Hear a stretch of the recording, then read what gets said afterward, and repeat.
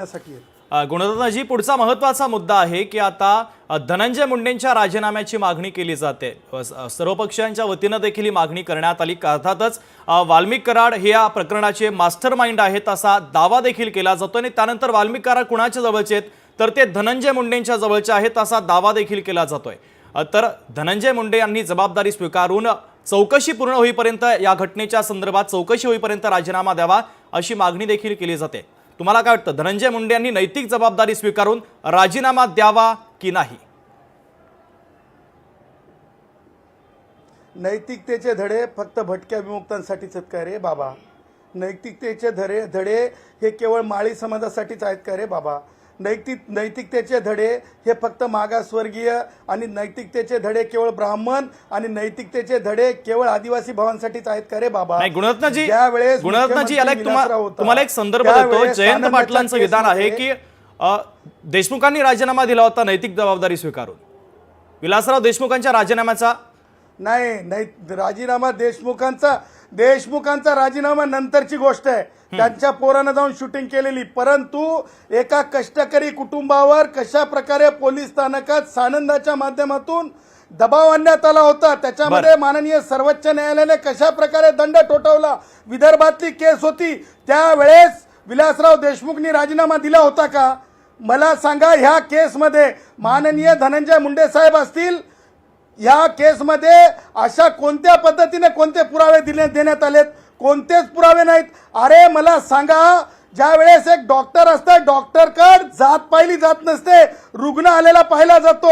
अरे ज्यावेळेस वकील असतो त्यावेळेस जात पाहिली जात नसते, तो आणि काय गुन्हेगारी केली त्यापेक्षा तो माझा अशिलय पाहिला जातो। अरे पुढारी आणि मंत्री हे लोकसेवक असतात, त्यांना हे पाहता येत नसते की कोण आहे। सगळ्याच प्रकारचे लोक आपापल्या अडचणीचा निपटारा करण्यासाठी, काहीतरी मार्ग काढण्यासाठी, काही कारणांसाठी येत असतात। याचा अर्थ ते गुन्हेगार ठरत नसतात। आणि राहिला प्रश्न जे आहे आपण वाल्मिक कराड साहेबांच्या बाबतीमध्ये, वाल्मिक कराड साहेबांच्या बाबतीत फक्त गुन्हा नोंद झालेला जे आहे, जो गुन्हा खंडणीच्या बाबतीत आहे त्याच्यातही कोणताच सबळ पुरावा नाही असं आमचं मत आहे। कारण केवळ FIR होणे याला पूर्ण आरोप मानता येणार नाहीत। चार्ज सुद्धा फ्रेम झालेले नाहीत, कोणत्याच प्रकारे चार्जशीट गेलेली नाही। वाल्मिक कराड साहेबांच्या बाबतीमध्ये त्यांचं व्यक्तिगत आयुष्य एखाद्या गोष्टीमध्ये गुंतून तुम्ही पत्रकारांनी त्यांना अरेकारे बोलावं, जस्ट बिकॉज त्यांना कोणी हीच भाषा तुम्ही संजय राऊतच्या बाबतीत का अरेकारे बोलत नाहीत? एकेरी का वाल्मिक कराड साहेबांच्या बाबतीत बोललं जाते? संजय राऊत सुद्धा एका मोठ्या प्रकरणामध्ये जेलमध्ये होते, त्यावेळेस का बोललं गेलं नाही? अर्थातच सांगायचं तात्पर्य, ज्या प्रकारे टार्गेट केलं चाललंय हे ठरवून टार्गेट केलं चाललंय।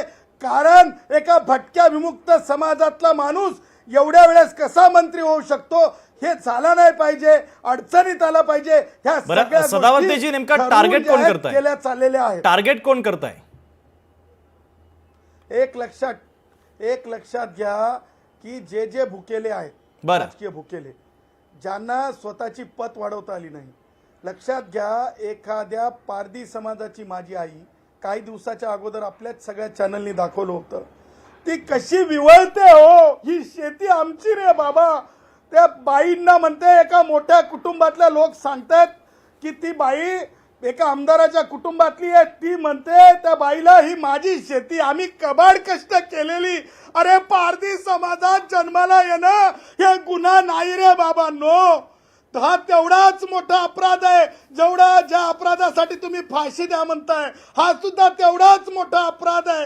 अरे शेवटी दाद नाही, फिर्याद नाही, कुठेतरी आमच्यासारखी माणसं बोलल्याच्या नंतर गुन्हा दाखल झाला।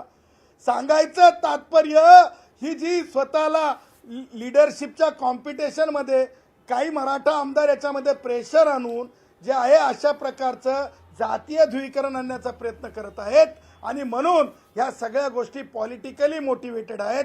त्यामुळे ह्या गोष्टी मला असं वाटतं की हे जे मोर्चांना प्रति मोर्चे, जर माझ्या भटक्या विमुक्त समाजातील कोणत्याही लोकप्रतिनिधीला अगर वंजारी असेल, बंजारा असेल, धनगर असेल, हक्कर असेल, बौद्ध असेल, मातंग असेल, चर्मकार असेल, ब्राह्मण असेल, कोणी मायनॉरिटी असो, कुणाला